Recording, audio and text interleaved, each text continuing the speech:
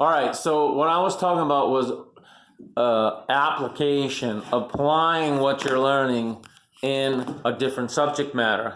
For example, Brandon and I are doing some construction, and he wants to learn about the Pythagorean theorem. So I use this Pythagorean theorem a lot if I'm going to do some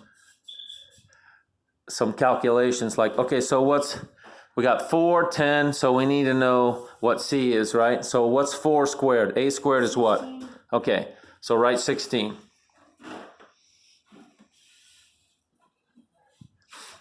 All right, then what's 10 squared? 100. So 116. What's the square root of 116?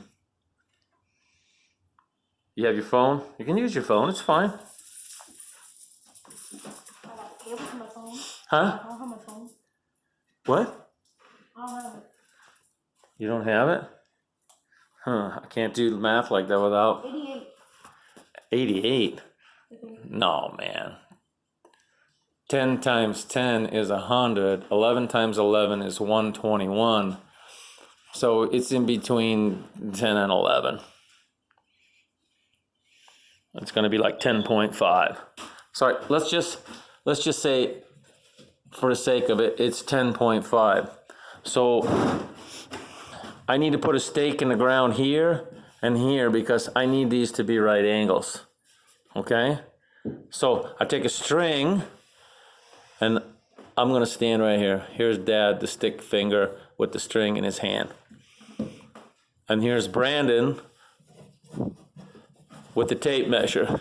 So you need to be how far out?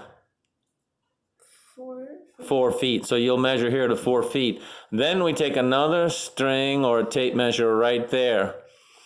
Okay, so it's 10.5. So how do we find this spot where we need to put our post?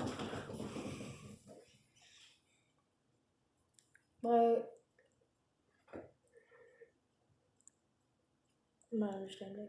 This has got to be a right angle, correct? Mm-hmm.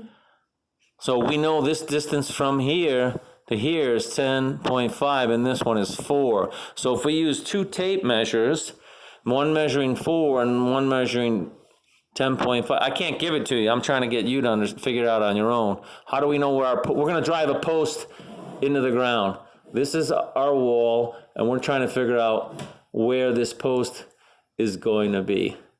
Right here. So there's one tape measure is coming this direction, one tape measure is coming this direction. So how do we figure out where this post is going to be? It's really easy. By adding 10.5 and 4 together? So you take the two, hold this. You take the 2 tape measures. You take the 2 tape measures like this.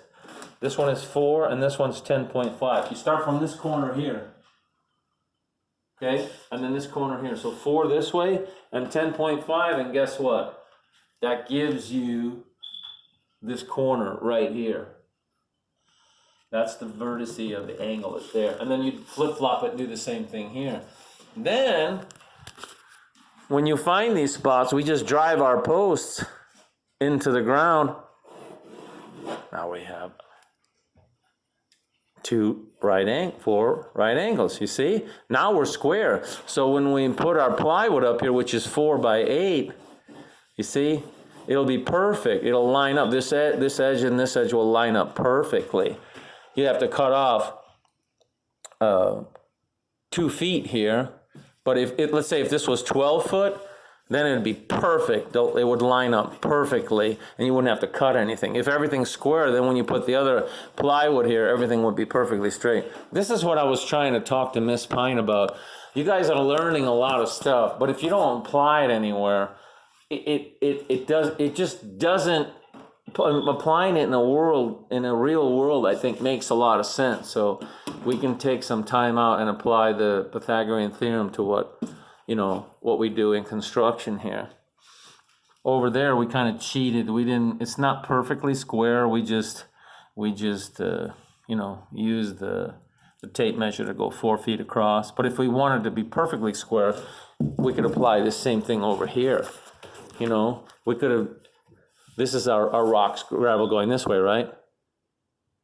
So then we just measure from here to there, cross the tape measures, and then boom, you get your corners, and then you know it's perfectly square.